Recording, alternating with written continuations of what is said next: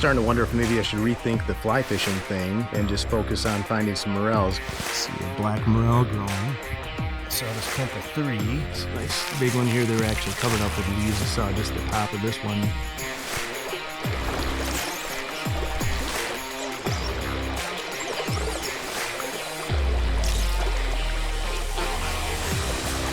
It's a little tiny thing. Feels decent. Oh, it's a really beautiful brook trout. Look at that fish. There's a big one right down here.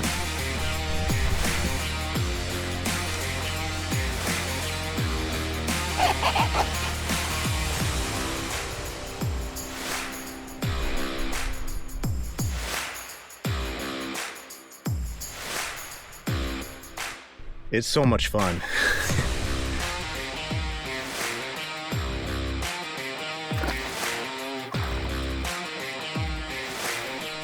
Well, I just got down to the river here, just came to do a little bit of fly fishing, and I stopped to check out the water first. At least that was my goal. As I was walking down the steps, I looked down to the side of me, saw this nice black morel growing, and then I looked a little further, found this clump of 3.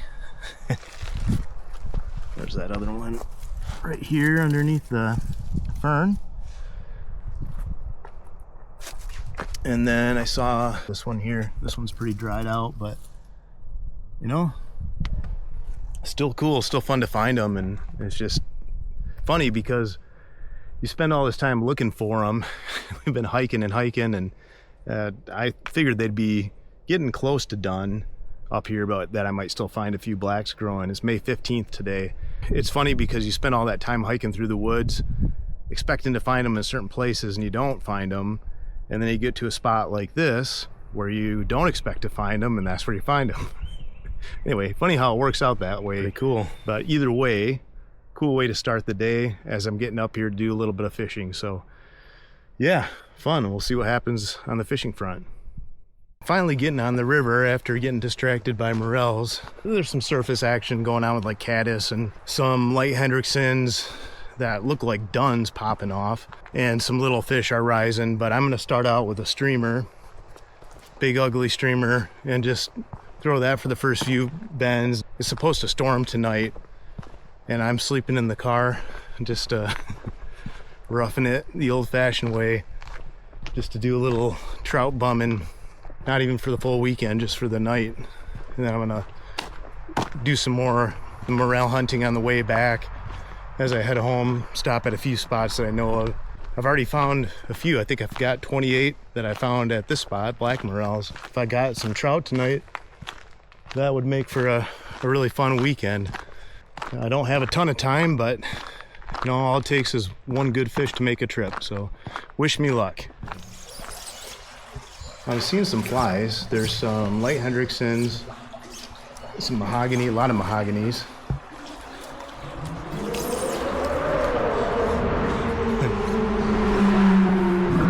A lot of caddis, and so far I've only seen little fish coming up rising, but whatever, you never know. So I'm starting out with a streamer, and I'm just going to cover some water till I get down to where I want to end up and see if I can get something to hit. Once I get closer to where I'm going to end up, I'm going to switch over to a dry fly. Oh, I'm seeing some stone flies here too. Interesting. Those are a little, what do they call them? Yellow sallies. I'm just going to hit these log jams for now. Strip a streamer through there. See if I can get something to bite. And if not, I still have tonight to look forward to. It should be a good night. And I would suspect, or I would expect for there to be a good spinner fall that lasts well after dark. On a night like this, it's 80 something degrees, so really warm, humid. There's a little bit of wind, but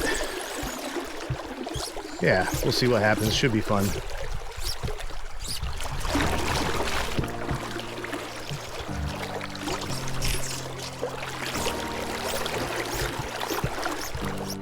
Unfortunately, the evening's snowfall never quite materialized, but that's okay. Tomorrow was a new day. In fact, it was my birthday. So as the darkness set in, I got situated to spend my last day at age 43 sleeping in the back of my car. But when midnight rolled around, my thoughts were not of turning 44, but on the freak thunderstorm that was working its way towards me. Unbeknownst to me, the entire state was under a severe tornado watch. I had decided that driving way up north for a last-minute 24-hour fishing trip and sleeping in my car would be a cool birthday adventure. But as I laid there drenched in sweat and mosquito spray, watching lightning brighten the northern night sky like the 4th of July with thunder shaking my trusty old Toyota Sequoia, I started to wonder if perhaps I had made a mistake. My phone kept buzzing with texts from my wife about how tornadoes were tearing roofs off of buildings, our 1-week-old baby goats were going to die a slow and painful death in the 80-mile-per-hour winds, and life as we knew it was basically over. The fact that she seemed more concerned about the ghosts than our children actually gave me some solace. I decided that sleeping in the back of my car alone in some random 2-track in the middle of the forest was as safe a place as any. Fortunately, I lived to tell the story, and after the storm rolled through, it must have cooled off enough to actually fall asleep for a bit, because I woke up the next morning to 3 deer feeding just a few feet outside my window. I wasn't planning to fish that morning, but after spending about an hour in the woods searching for morels with no luck, the South Branch was just looking too good to pass up.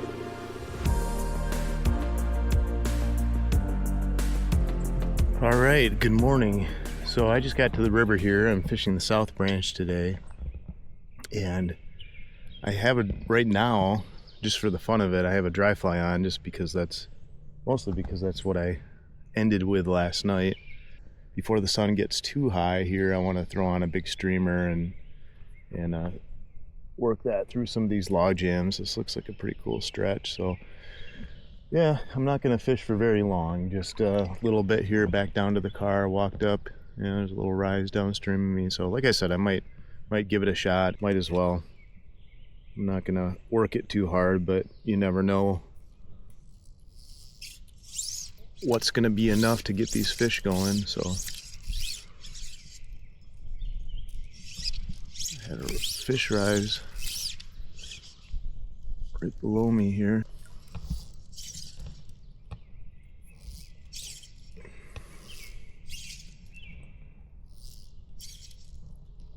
It was right somewhere right in there.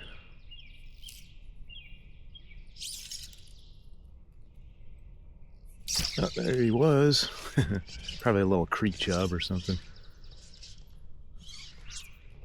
I think it was very big. Water seems to have good flow to it. We had a big storm come through last night. We got, I don't know how much rain we actually got, but it was coming down pretty hard for a very short time. Oh, that didn't take long.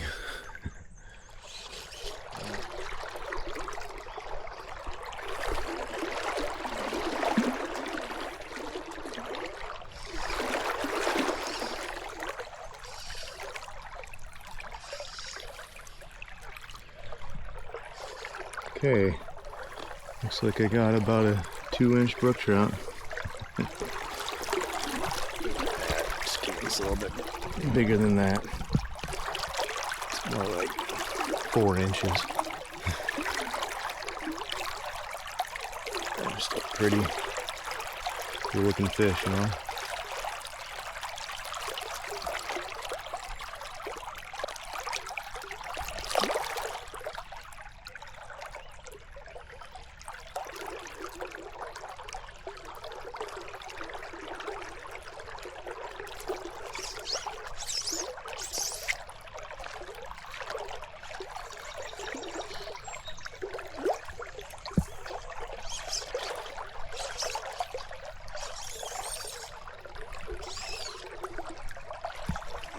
He's sinking now.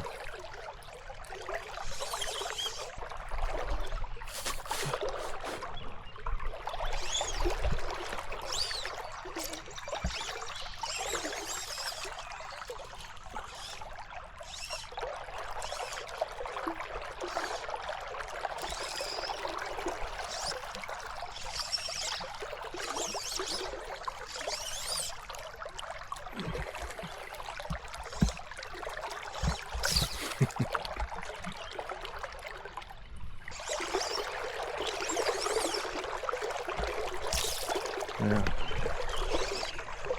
I think it's just going to be a lot of this on the dries, because I don't see anything, doesn't look like there's anything happening, at least not enough to get the bigger fish going. It's always fun to catch these little brookies, but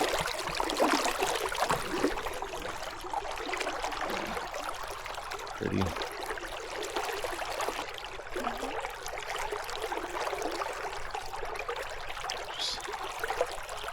Just a little tiny thing.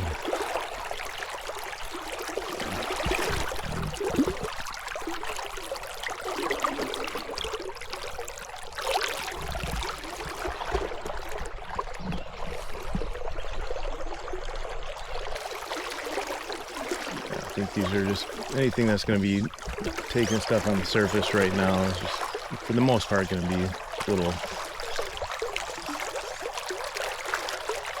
Even the little fish are still fun. It's just hard to beat spending a day doing this.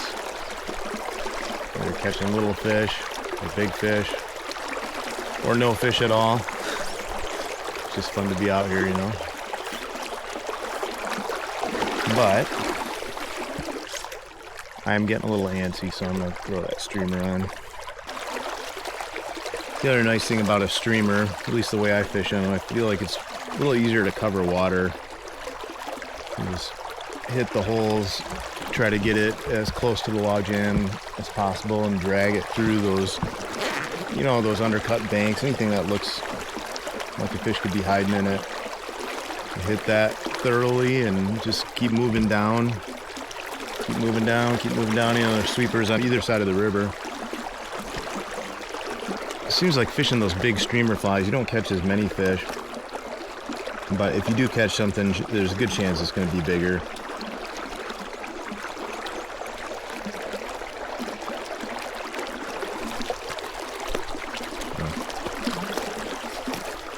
Right. Take this last section to tip it off, and then now I have about 3x or so on there. And that should be good for this big streamer I'm going to put on.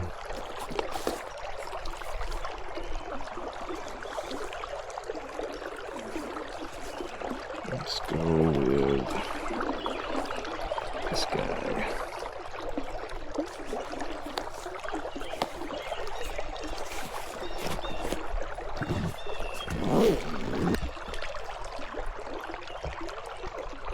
Probably should put an extra section of tippet on here. And yeah, I'm going to.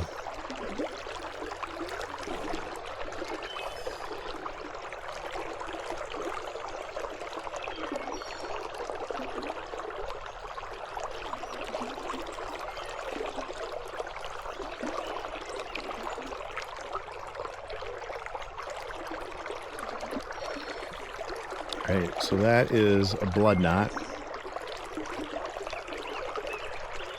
You're going to end up with these two tag ends like that that you just need to clip off or bite off. Yeah, I just bite them off. Don't tell my dentist. Actually, I don't have a dentist right now because I don't have dental insurance. Don't tell anybody that either, I guess. All right. So this is what's called the trilene knot. And the trilene knot is similar to the polymer knot. The polymer knot is well-known. It's a very strong knot. And the trilene is also pretty strong. Similar to the polymer. You end up with two sections of line through the eye of the hook on both of those knots. What I like about the trilene knot, so you make a loop, you go through the eye of the hook twice and make a loop like that. And then from there it's your standard clinch knot.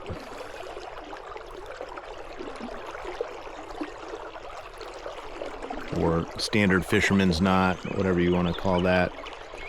go back, you go through both of those loops, and always make sure you go back through this loop you just created.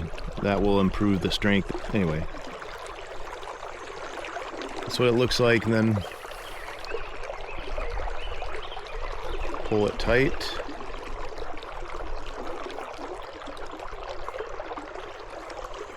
You won't be able to tell on this just because it's really fine line, but yeah, you end up with 2 sections of line through that eye of the hook. Gives it a little more strength. And when you're throwing these big streamers, you never know when you're gonna get a big jolt, a big hit. I'll show you first. This is a streamer that I tied that, I don't know if it'll show up in the camera or not, but it is about 4 inches long or so, about the size of those brook trout I've been catching.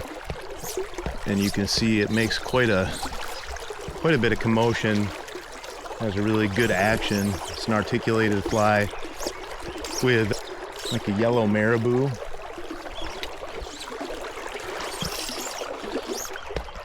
And I do what's called a jerk strip retrieve, so I'm stripping the line through my finger at the same time. I'm kind of pulling it back. You know, you want to make sure you keep the rod tip pointed at where the fly is, because if a fish hits, you're going to be able to lift that rod and get a hook set faster. You cast it right in next to the bank like that, and then you start stripping and yanking on it. It catches those fish off guard sometimes, and they're in like a resting state, and you can scare them into hitting a big fish like that. Big brown trout is territorial, so something comes right in front of his face making a bunch of commotion like that, he's gonna, a lot of times, just as a response, without even thinking about it, he just smashes that thing. So that's the cool thing about streamer fishing, is that sometimes you can get them to hit when they're not even feeding and they're not even hungry. Yeah, the sun is coming up in a hurry, so I'm just gonna work these few bends. I'm gonna actually turn this camera off now, and I'll turn it back on if I have any action. Got something. I don't know how big it is, but looks like feels decent. Like a average brown, maybe. Oh, maybe he's kind of foul hooked. No, it's a really beautiful brook trout. Nice.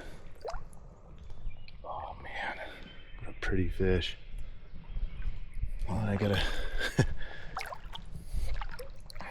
take this somewhere where I can. Oh my goodness.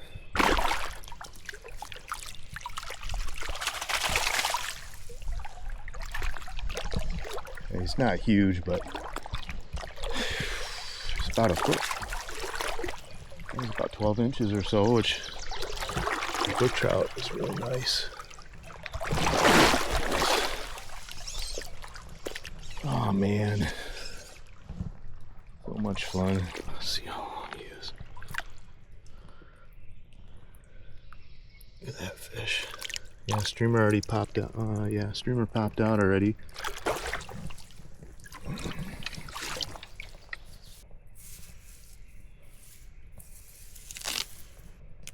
I think that'll work.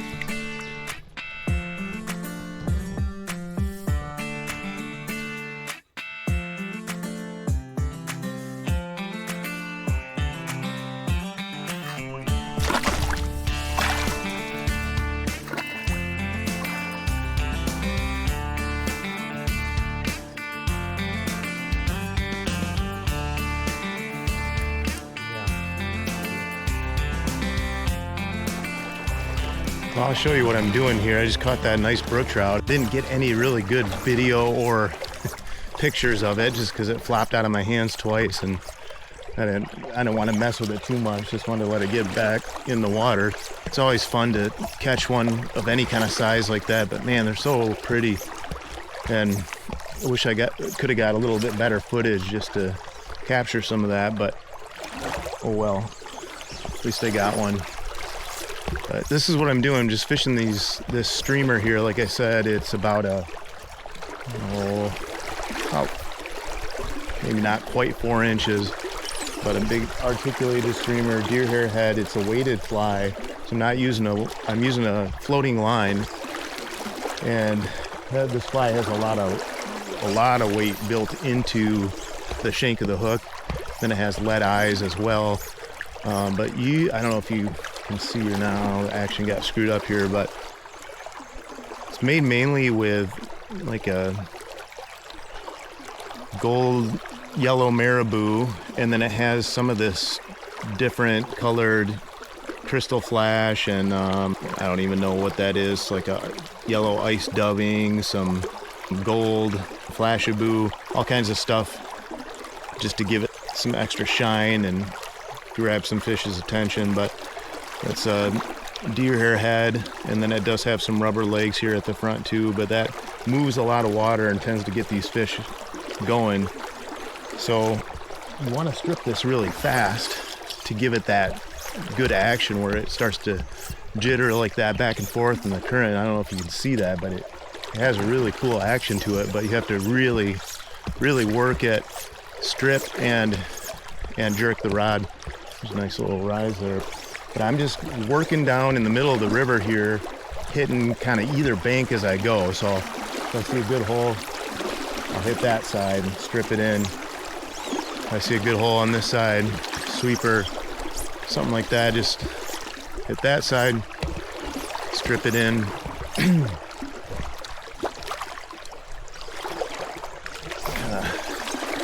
I should have got an earlier start and done this first instead of going to look for mushrooms this morning, but oh well. Man, when that brook trout hit, that thing just smashed it. I thought I had a monster on.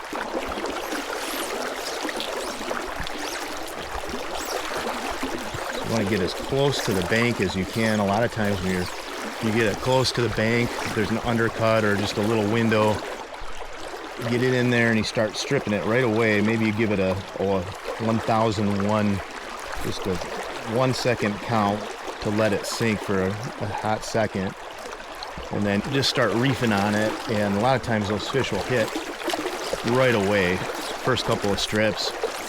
Other times they wait till it gets to, there's a change between where it's dark water from the hole and then like sandier water where it starts to shallow up. A lot of times that's right when they hit it, is because they're chasing it in the safety of their hole, but once it starts to get far enough out where it's shallower and they don't want to go any further than that, that's a lot of times when they'll smash it. It can be a really exciting way to fish. You know, sometimes there's nothing to happen, and then all of a sudden, bam, you just get something will smash your streamer. And that's after you've covered miles of water where you swear there's no fish in the river. But that's what makes it fun. There are some surprisingly big fish in this river. You can always count on throwing some big streamers around, and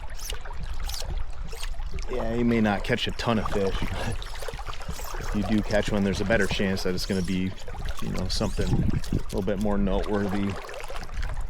And that's how I prefer to do it. Everybody's different. Some people fish a dry fly no matter what, or just whatever methodology they're used to. But for me, I like catching something with a little more body to it, you know, something that you don't always see. There's a lot of people don't even believe that there's fish like that in a river like this, because they don't catch them or they don't see them, but they're there. Just once a trout gets to be a certain size, a lot of times they stop eating those little bugs and they go after a bigger meal. I just like catching them no matter how I catch them. I already passed my get out point. It's way back there, but I kind of want to keep going just because I'm having fun now, getting into a rhythm. But I should probably get going.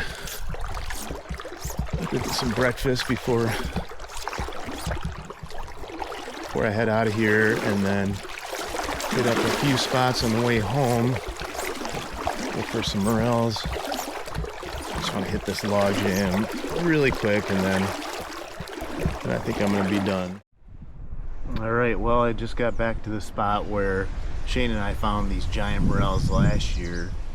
Those things were absolute beasts. I got back here and I wasn't seeing anything. I was kind of surprised, and I did see a nice one. I'll show you. I saw this little one second. There's a big one right down here. Nothing like last year.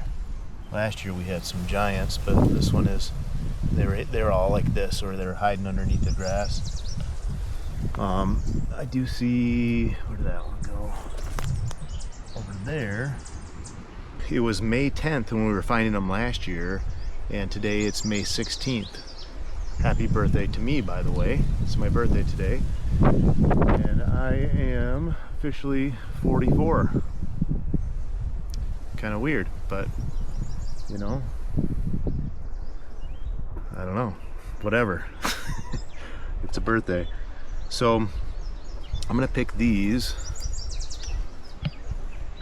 and then I'm gonna look around a little bit more. Last year there were just tons of them right in this one little spot, so it's definitely nothing like last year, but still fun.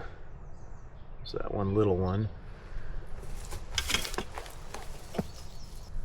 oh, it's like growing, flopped over sideways.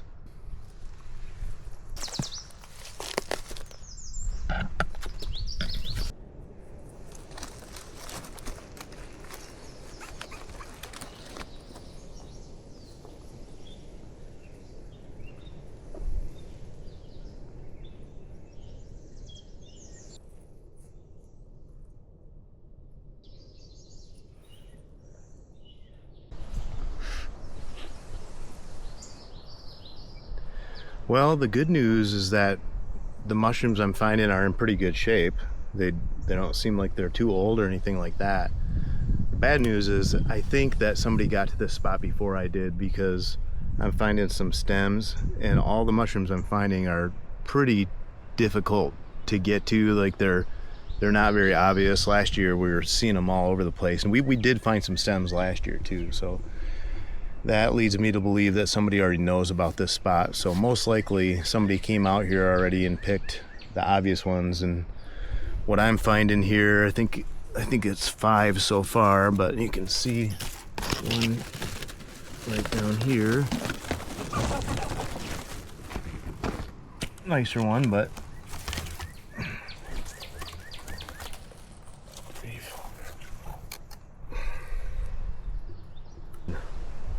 still in good shape though, you know. If it wasn't for these 80 I can't speak. If it weren't for these 80-degree days that we've been having, these probably would get pretty big and still grow for a while. But I think it's supposed to cool off next week. But right now it's been in like it's been ridiculously hot and humid. I'll show you what I've got so far here in the bag. I think it's about 1, 2, 3, 4, 5. It looks like. And like I said, I'm finding stems too, so I'm gonna look around a little bit here. It's pretty overgrown already, so these are tricky to see, and I'm just gonna spend some time. Might be another stem there. Either way, still good to find them, even if somebody already does know about this spot. They didn't get them all, and no matter how good you are at doing this, you can't find them all. That's why some people complain about over harvesting, and I don't know. I think you're gonna miss them, and the spores are gonna get out one way or another. So, but whatever. That's the subject for another day. So I'm gonna get to looking around here. I'll probably shut this off unless I find anything interesting. But yeah, sadly it's not like it was last year. Not a big motherlode find, but that's all right. We found some good ones already so far this year. Here's another stem right here. Somebody totally beat me to this spot. There's this one is kind of like ripped off already. But there's two more right back there.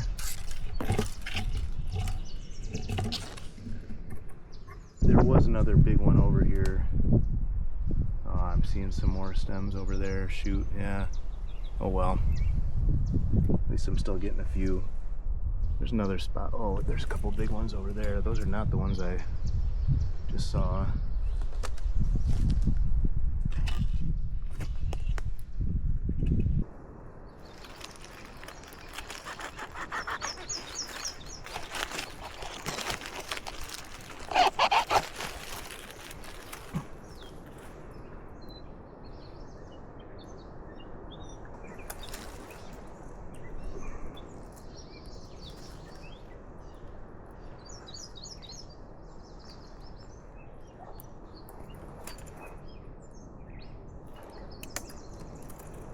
I'm gonna crawl way back here to get this tiny little morel. Oh, it's probably was bigger at one point.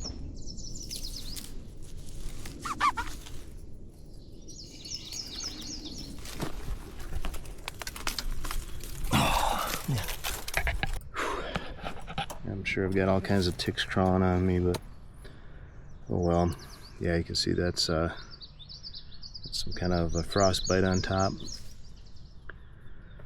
Maybe it was overheated, who knows? But I'll cut that part off and it'll still be good. So I've got a few of them here. Still a bag full, and that's after somebody's already been back here picking them, so I guess that counts for something, right? I think I see. Oh gosh.